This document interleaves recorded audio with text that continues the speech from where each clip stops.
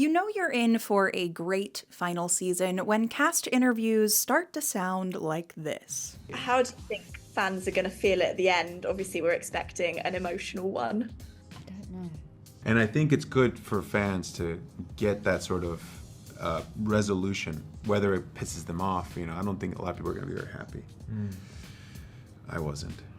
I remember forever ago when the same thing happened to Game of Thrones, and we all remember how that ended. But recently, the curse of a lackluster final season came for my beloved Umbrella Academy, and together, you and I are gonna figure out why. I'm Maggie, by the way, and I'd like to start this thing by saying that I love the Umbrella Academy. Truly, I do. And none of this criticism is coming from a place of resentment or a want to complain. It's just a genuine curiosity as to what the hell happened in this final season. Because it was interesting. And I figure the best place to start this investigation is to look back and determine what made the other seasons so good in the first place.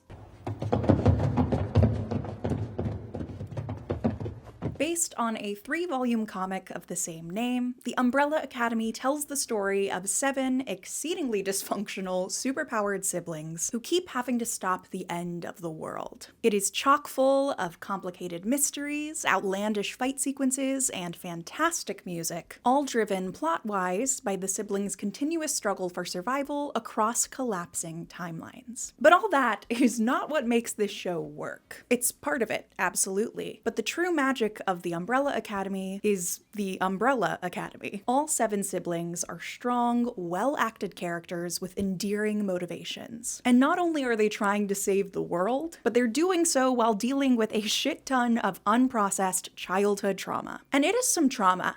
Okay, with a capital T. And that's because the Academy lived their early lives as experiments of Sir Reginald Hargreaves, their adoptive father, eccentric billionaire, and secret space alien. And he was awful, sending them on deadly errands when they should have been in elementary school, locking them in mausoleums, coercing them into using their powers on each other, even building them a robot mother instead of bothering to treat them like children himself. I mean, this man didn't even give our heroes names, only numbers.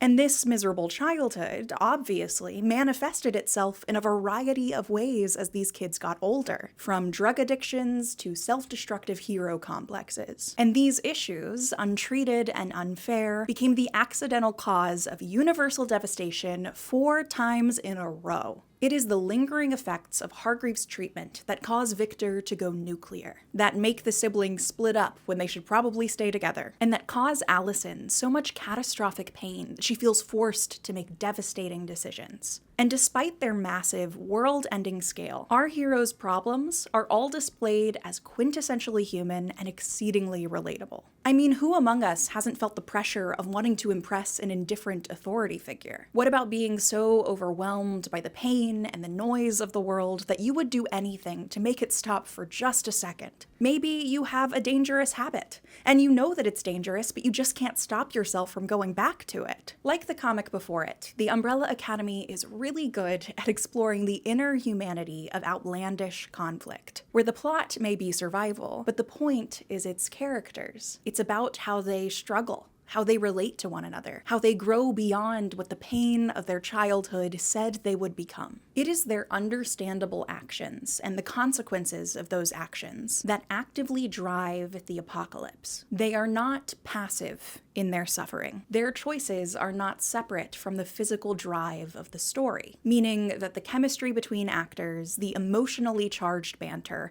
and the heartbreaking realizations of each and every hero are written to serve both the characters and the plot. It is brilliant and also insanely popular. I mean, this show continuously topped the Netflix charts, even beating out Stranger Things in season 3, which leads back to our original question. What happened? Because season 4 is not like this at all. I mean, I felt myself struggling to get through all 6 episodes. Wait, 6 episodes? Don't they normally have 10?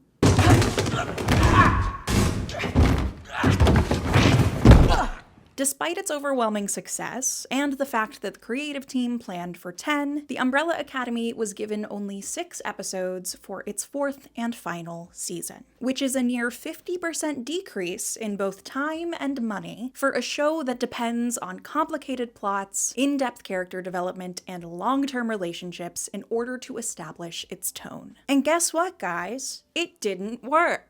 It feels to me like season 4 is a rapidly condensed version of what it was meant to be. It feels like we're jumping from plot point to plot point, like they're note cards on a writer's room wall, with our lead characters taking on a completely passive role. Because the Umbrella Academy, by the beginning of season 4, has 8 main characters. There are 8 characters on this poster, and each one of them is unique in their dispositions, their motivations, and their flaws. In past seasons, their separate journeys all collided to build and end an apocalypse, no matter how meandering they may have seemed. Klaus stealing money from his dead dad for drugs leads to him throwing out important information, which is found by Harold Jenkins, who seduces Victor into unleashing their powers, who then ends the world. Lila surprising Diego with a child leads to them forgetting about him while they're having sex, leads to them looking for him, leads to them finding an alternate dimension, leads to Diego getting his fingers cut off, leads to all the other characters thinking it's a monster who killed Luther instead of their dad. There are other examples, trust me on this. But this synergy, these separate plot lines and escapades that all connect with one another to build the central story, are just kind of non-existent in season 4. The only set of decisions that actually ends up mattering belongs to asshole Ben. Because it turns out the new girl Ben falls in love with was actually being guarded by Hargreaves because she could cause the end of the universe if any of the Hargreaves siblings came in physical contact with her. And oh boy, does Ben come in physical contact with her. This man disappears for a whole season just to bone her, and then shows up at the end and is like, surprise, I'm ending the world because I'm in love and you can't stop me. And then he does? For the Hargreaves siblings, anyway. And nothing they do either helps or hinders this outcome. I mean, Klaus just becomes a sex slave for a couple of episodes, which is really uncomfortable, and then is apparently just like a drug addict again.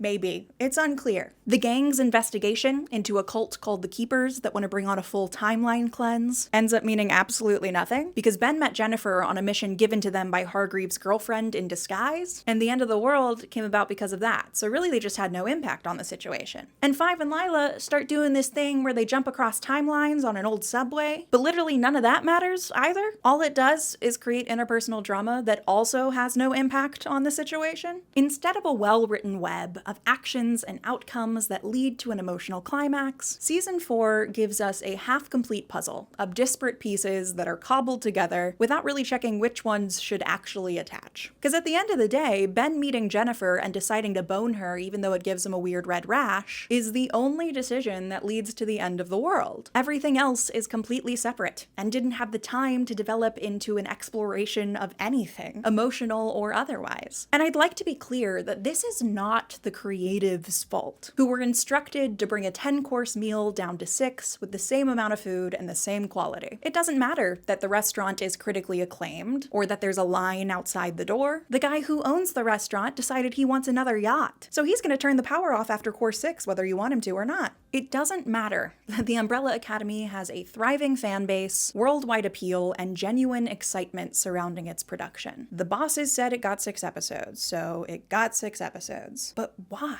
The same reason that entire shows are disappearing from streaming services for tax break reasons. The same reason that every new release gets 1 week to prove it deserves a season 2. The same reason we went from 22 episodes of your favorite shows to a solid 6. It's about money and how the people who have it can get even more. And when it comes to television, this has been happening longer than you think.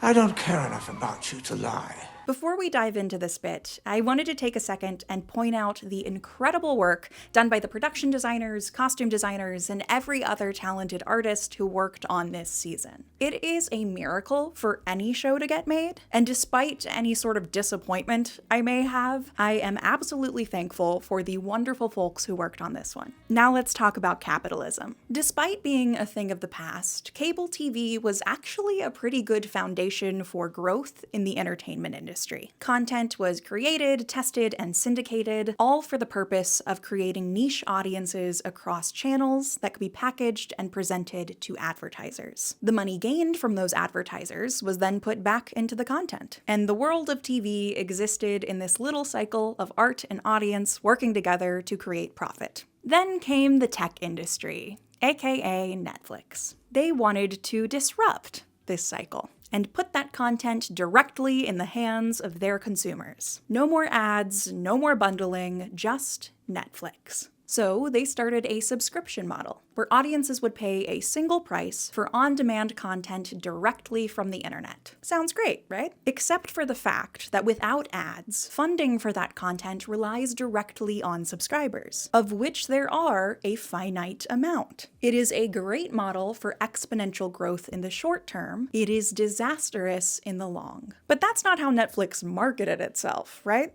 I mean, they were the solution for an overwhelming industry and could use their new technology to build a direct monetary relationship with their viewers, bypassing cable companies, advertisers, and everyone in between. They marketed themselves as a gold mine, and the industry fell for it. Every television titan jumped ship from pay TV, turning their attention to streaming and attempting to make their own version of Netflix to keep up. Now, streaming has been around for a while, and the money from subscribers is drying up. As a whole, streamers recently had their lowest ever quarter of growth in subscribers since the pandemic. There isn't any funding, and that means that our streamers have to cater themselves to Wall Street investors to remain profitable. The numbers have to look good, and costs have to be cut in order to maintain an image of market growth, which puts your favorite shows and artists on the chopping block. The whole thing is greedy, it's wild, and honestly really disheartening. Because shows like The Umbrella Academy mean a lot to people. They are important to the people who make them, they are important to the people who relate to them, and it hurts my heart to know that they're not important to the people who decide their fate. But I don't think that means they shouldn't have existed in the first place. Yeah, I was disappointed, but life isn't like season 4. The timeline isn't reset. I still remember what happened. I remember how the character of number 5 helped me deal with my own neurodivergence. I remember how a podcast by the actors who play Luther and Klaus has helped me build a healthier lifestyle for myself. And I remember how seeing Victor on screen as a high schooler made me feel more confident in my own extraordinariness. I get to keep that, no matter how it ended. And in the face of corporate indifference, I will keep celebrating the artists and the craftsmen who made those memories possible. Even if it doesn't matter in the grand scheme of things. Even if it all disappears, I will be there, shouting my joy from the rooftops. And I recommend you do too.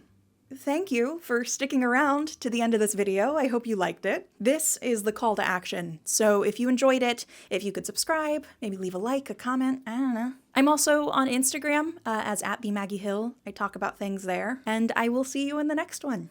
Bye. Okay.